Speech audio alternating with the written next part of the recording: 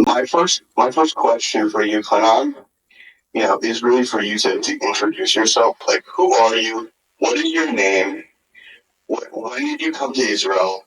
What have you done in Israel before Tzachi? My name is Chanan Burstein. I'm 24 years old. I moved to Israel when I was 17 years old, and I lived in the Golan Heights for about a year and a half before drafting to the IDF. So I served in the IDF for about 2 years, and then after that, I started university, and from there, Tzachi really came into being.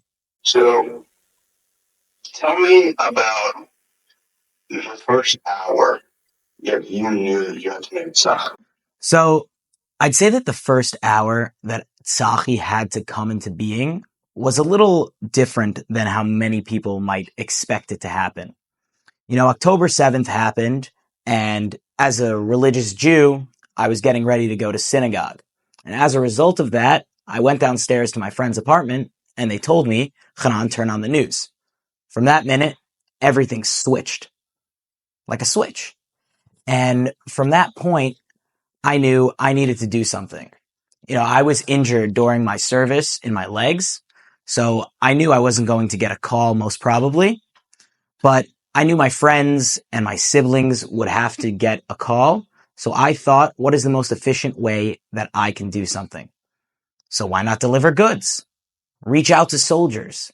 Get them the necessary supplies that they need.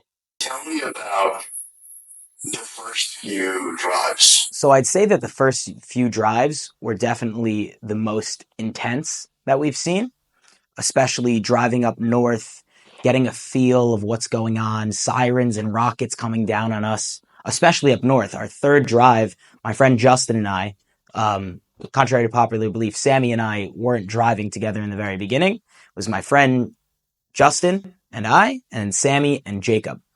So we went all the way up north to the Hezbollah section, and the issue that occurred was there were sirens. And when you're up north that far, there's about a 4-second siren, and you don't know what's going to happen. And suddenly, a couple meters, 10, 20, 30 meters in front of us, a rocket explodes. And we're about 3.5 hours north of where we wanted to be from our start point in Herzliya. And we're driving to a military base, and we said, we're not leaving until we get our supplies to these soldiers. It is a dire need. And we get a call from the battalion commander saying, you guys got to get out of here. All right. We have suspected air infiltration going on above. Similar. This is October 10th, 11th. So we had the air infiltration from the south. And as a result of that, we thought we were sitting ducks. So we get to the army base, another siren goes off, another explosion very near us shakes us. But from that point, we take the duffel bags, the army duffel bags, we throw it because they're screaming at us, get out of there, get out of there. Sirens blaring, 4 seconds, explosions near us, straight out of a movie, and we're unarmed at this point. It's my friend and I, it's 7:00 at night, there's no lights, it's farmland. You need to notice this. This is the border between Lebanon and Israel. There's not much going on there. This isn't vibrant city life, right? So we're speeding out of there at 220 kilometers an hour, thinking that there are, paratroopers or gliders coming down on top of us. And it was a very surreal moment. Our adrenaline's pumping. We did our supply drop.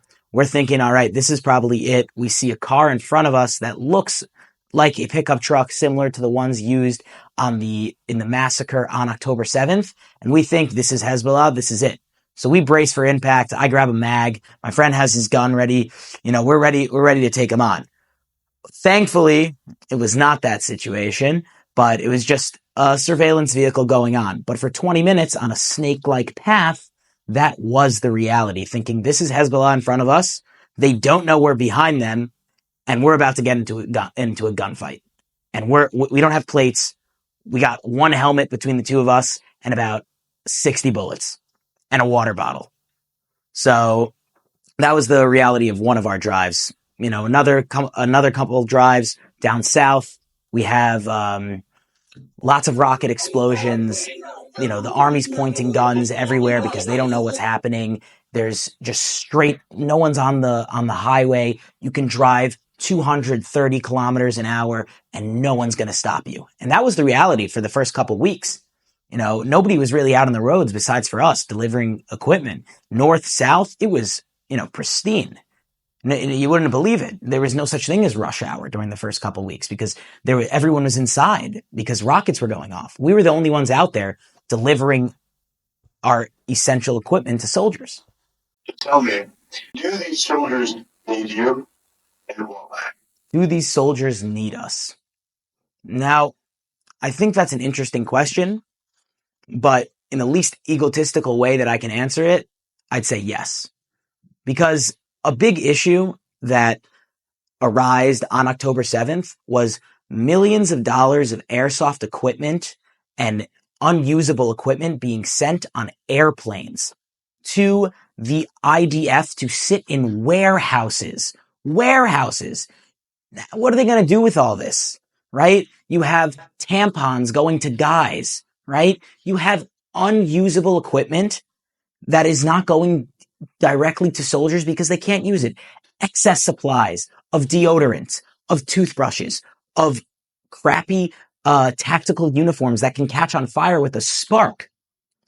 Tzachi saw this issue, and Tzachi only delivers the highest quality gear to our soldiers. We get hugs from our soldiers. We get text messages and video messages from our soldiers thanking us for the life-saving gear. The amount of times we've gotten messages saying, you have saved our lives personally because of the level of equipment that you have delivered to us is an understatement. And that's the reality. If you ask me, do we matter to soldiers? I'd say yes, without a shadow of a doubt. Tell me about some of the greatest challenges in fundraising for Tzachi as it pertains to an environment with other NGOs and some very big companies that you're competing with.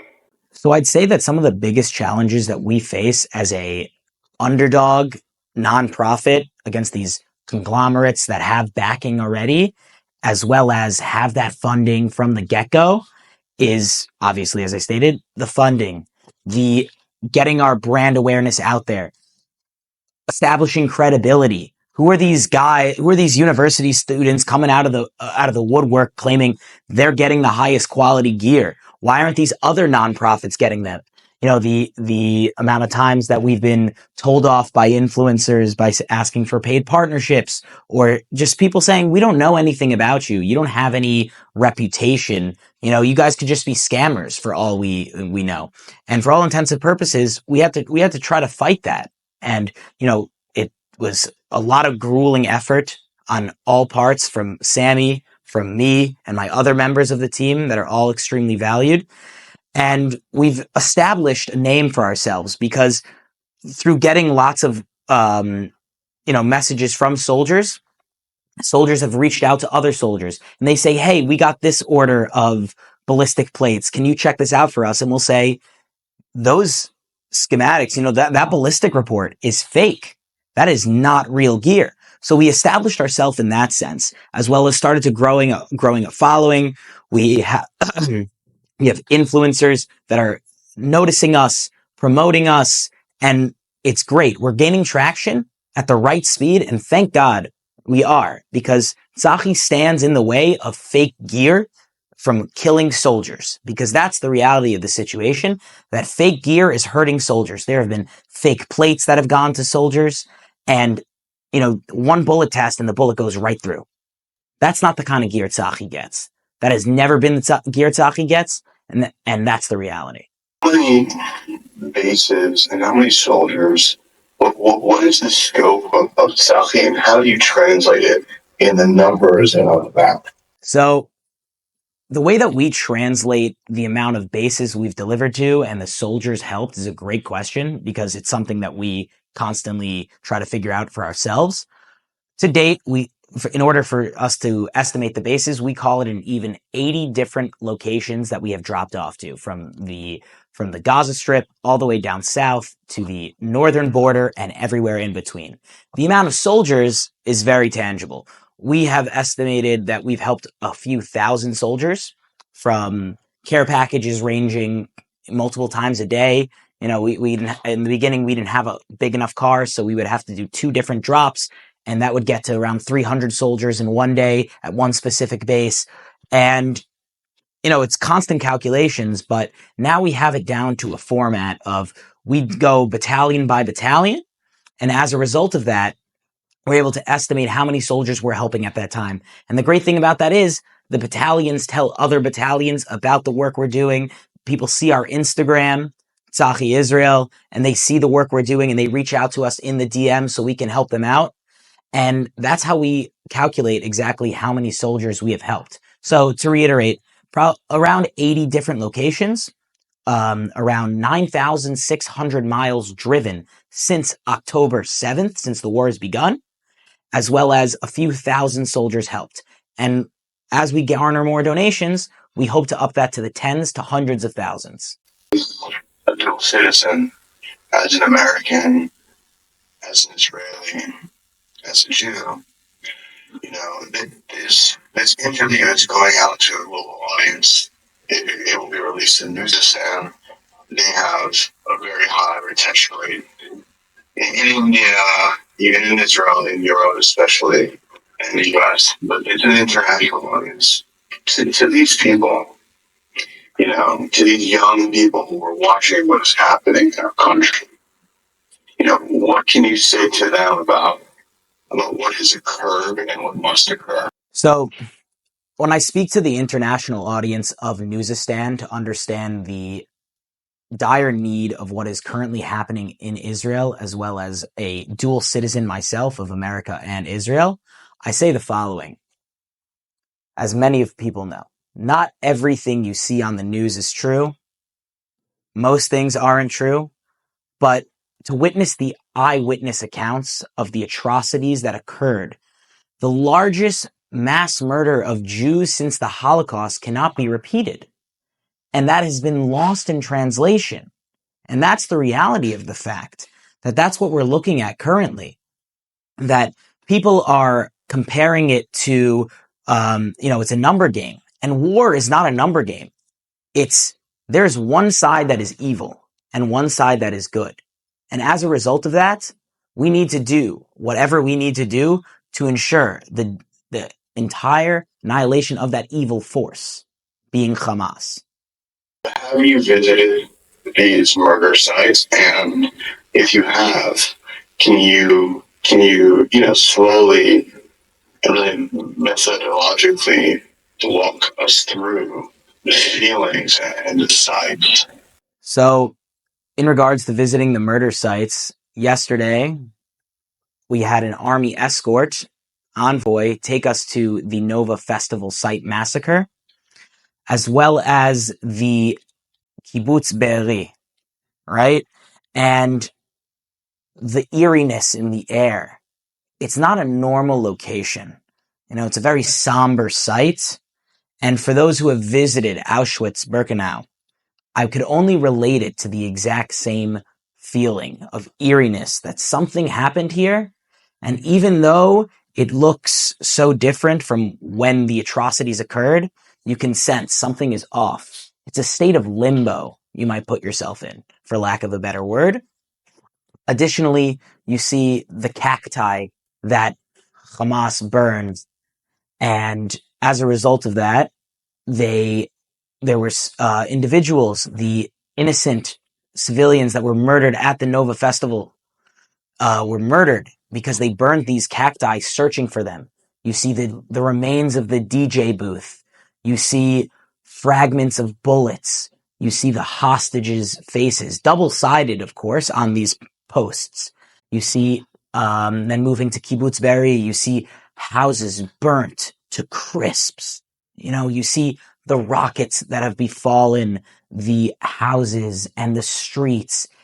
And you also just hear the artillery fire because you're so close to Gaza. It kind of becomes a part of your day to day. I heard 20 different booms within about a 20-minute span. So that's about a minute per, right? And by the fifth one, I was already just kind of, this is how it's going to be. And I was unshaken. And we have a video on our Instagram where I'm talking about the site. You hear a boom and you see, I'm not even fazed by it because that's the reality. You look around and you see candles and you see faces and you just see patches of grass that is burnt. And it is a deplorable sight that, although it's been 2 months, you can see the remains that are there. And Kibbutz Be'eri is a little different though, because as opposed to being a field, these are people's homes that were decimated, and the long-standing effects are very much present versus that of an open field. In conclusion, just to wrap here, if you were to be able to give a message to all the children from our country who are like us, when we were children, afraid, anticipating, maybe they've lost somebody, maybe they've lost everybody, and they're listening now. You can say it in English, and you can say it in Hebrew as you prefer. What do you have to say to them? So my message to the children goes as follows. Mi shema'amim lo mefached. And that really just explains that as a child, it's scary what's going on. But you need to know that there are your brothers and sisters and adults that are fighting for you. We have God above us, protecting us. And although we can't see it sometimes because of the atrocities that occurred, you look at history time and time again, and you see that the Jews and the nation of Israel has always prevailed. And there is a book of our enemies that sits and is waiting to add Hamas to the chapter. Thank you very much, Chanan. And if you would like to, take this last moment to thank or dedicate to anybody. I would like to dedicate this whole interview to all the Jews that have been massacred by Hamas, to the bodies that are sitting in Gaza from Hadar Goldin, to everyone that has ever been a hostage in Gaza. We will not forget, and we will prevail, and we will fight on. Zichron uvracha.